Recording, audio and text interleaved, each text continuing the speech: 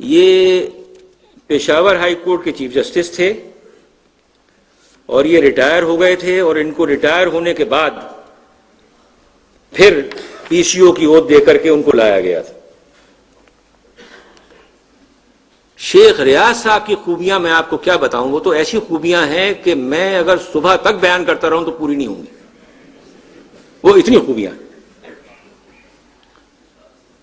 ان کی خوبیاں دیکھنے کی ابتدا اس وقت ہوئی جب میں سپریم کورٹ کی ایک بینچ گئی ہوئی تھی کوئٹہ، تو وہ دو ہی ججوں کی بینچ تھی، ایک شیخ ریاض صاحب تھے اور ایک میں تھا۔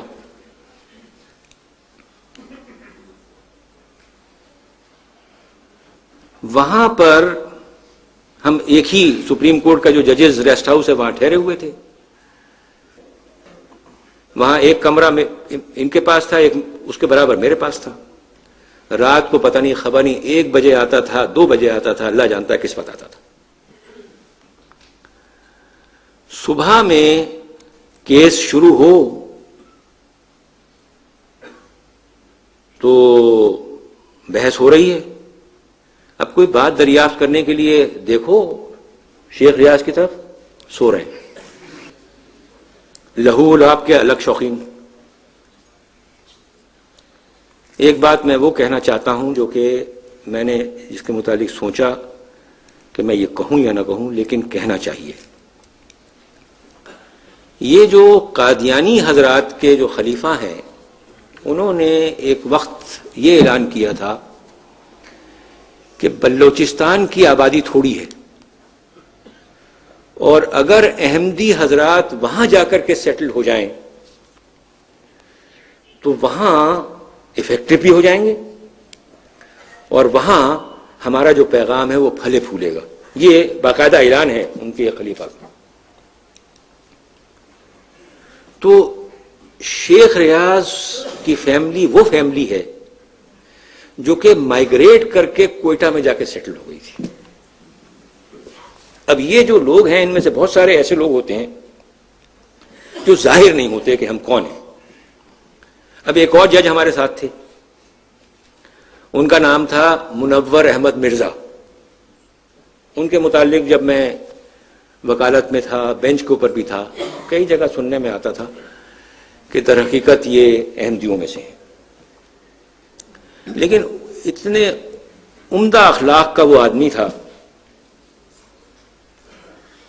اتنی پیاری اور میٹھے وہ باتیں کرتا تھا کہ وہ یقین نہیں آتا تھا ان باتوں کا، کہ طبیعت میں یہ آتی تھی کہ ہو نہیں سکتا ہے کہ ایسا ہو۔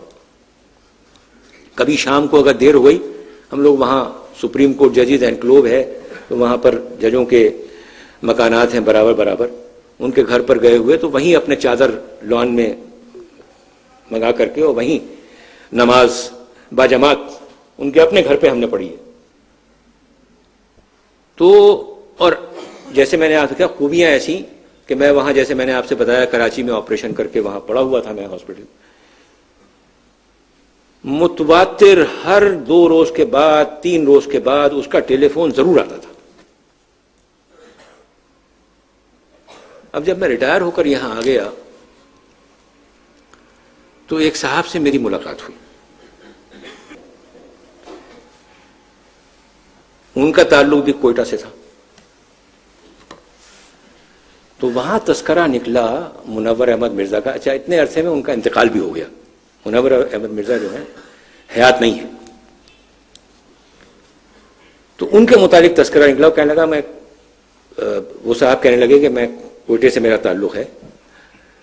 تو میں نے کہا بھائی کوئٹے میں تو ہمارے وہ جج ہوتے تھے، بڑا اچھا آدمی تھا وہ۔ خیر ان کا تذکرہ نکلا، وہ کہنے لگے ہاں جی میں ان کو جانتا تھا اور ہم لوگ تو بچپن میں ساتھ کھیلے کودے ہیں۔ کہنے لگا وہ تو احمدی تھے۔ اب آپ بتائیے اس سے اسٹرانگ ایویڈنس اور کیا ہو سکتی ہے؟ پہلے تو باتیں ہم نے سنی تھیں، اے سے سن لیا، بی سے سن لیا، سی سے سن لیا، لیکن یہ تو ایک اس قسم کی گواہی جو کہ بچپن میں جو شخص ساتھ رہا ہے وہ کہہ رہا ہے کہ جی بلائیے۔ تو مجھے خدشہ جو ہے وہ یہ ہے کہ یہ شیخ ریاض ان سیٹلرز میں تھے جو کہ وہاں جا کے سیٹل ہوئے، اور یہ بالکل ممکن ہے کہ یہ بھی دراصل احمدی ہو. احمد بھی ان کے ساتھ میں نام کے لگا ہوا ہے, ریاض احمد. احمد تو میرے نام کے ساتھ بھی ہے لیکن بہرحال میرے ساتھ اور بھی کچھ ہے, لیکن ان کے ساتھ تو صرف احمد ہی ہے. بہرحال اب میں ان 3 ججوں کی کہانی مکمل کر کے آپ کو فارغ کرنا چاہتا ہوں, کیونکہ وقت بہت زیادہ ہو گیا ہے. اب وہاں پر ایک ایسی چیز ہوئی ان لوگوں کے ساتھ میں, اور اس شخص کے ہاتھ سے ہوئی کہ جس کو انہوں نے فائدہ پہنچایا تھا. یعنی یہ شیخ ریاض اینڈ پارٹی جو ہے, یہ وہ پارٹی ہے کہ جس نے مشرف حکومت کو ہر لحاظ سے فائدہ پہنچایا. پہلے تو وہ غیر قانونی حکومت تھی, اس کو لیگلائز کیا لا آف نیسیسٹی کے ماتحت. تو یہ مرد کو عورت کر دیں, عورت کو مرد کر دیں, ان کا کیا ہے؟ پہلے تو یہ کام کیا تھا. اس کے بعد انہوں نے جو نظر ثانی میں جو کارنامہ انجام دیا, تو اتنے بڑے کارنامے تھے ان کے. اب وہاں پر کیا کیا انہوں نے, وہ جو لیگل فریم ورک آرڈر لے کر کے آئے,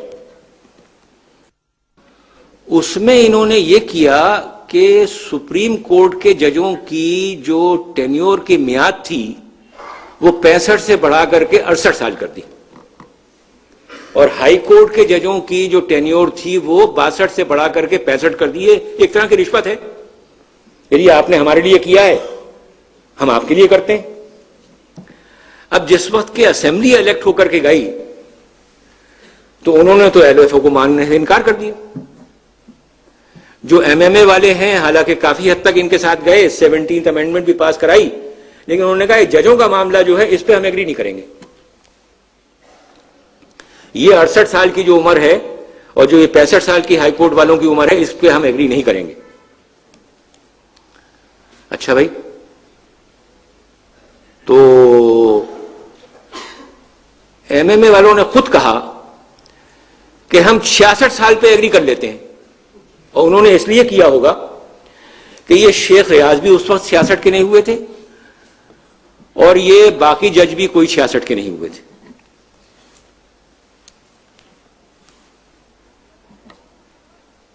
اس پر موجودہ حکومت کو خیال آیا ہوگا کہ اگر تو ہم نے ان کو یہ 2-4 مہینے بھی چھوڑ دیا تو یہ پتہ نہیں ہمارا کیا کریں گے. انہوں نے کہا نہیں جی, یا تو 68 رہے گا اور یہ 65 ہوگا, نہیں تو وہ جو ایل ایف او جو ہے اس میں 68 نکل گیا, اور 17th امینڈمنٹ میں 65 اور 62 واپس آ گئے. نتیجہ کیا ہوا کہ ایک ہی قلم سے شیخ ریاض, منیر شیخ اور فاروق تینوں ریٹائر ہو گئے, اور بھی 1-2 جج ہوئے. لیکن میں نے جو خاص طور پر بات نوٹ کی وہ یہ دیکھی کہ انہوں نے اتنا بڑا کام کیا تھا, اللہ پاک سے جنگ کرنے کو للکارا تھا, اور اللہ پاک نے انہی لوگوں کے ہاتھ سے کہ جن کے لیے انہوں نے اتنے کام کیے تھے, ان کا قلع کما کیا, اور ایسے حالات میں کیا کہ جبکہ ایم ایم اے والے کہہ رہے تھے کہ ہم 1 سال اور دینے کو تیار ہیں, اور اس میں یہ تینوں ٹھہر جاتے, ان کا ٹائم تھا. لیکن حکومت نے یہ کہا نہیں جی 65 ہی کرو تاکہ یہ 1 منٹ میں جائیں. تو اس طریقے سے جو لوگ یہ کام کیا کرتے ہیں, اللہ پاک کے جو انداز ہیں, اللہ پاک کے جو طریقے ہیں, وہ ایسے ہیں کہ ہم آسانی سے سمجھ نہیں سکتے ان کو. اور جو صحیح لوگ کام کرتے ہیں وہی ٹھیک رہتے ہیں, اور جو الٹے پلٹے کام کرتے ہیں ان کے ساتھ ایسا ہی کچھ ہوتا ہے. اب میں اختتام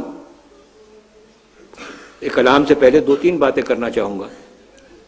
اب سوال یہ ہے کہ اب جب کہ یہ کیس واپس چلا گیا ہے شریعت کورٹ میں, تو پھر کیا کرنا چاہیے؟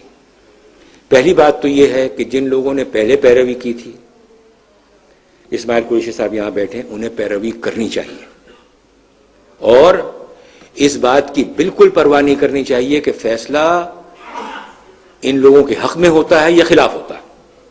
فیصلہ ان سے لینا چاہیے. اگر تو ایک فیصلہ ہوا تو ایک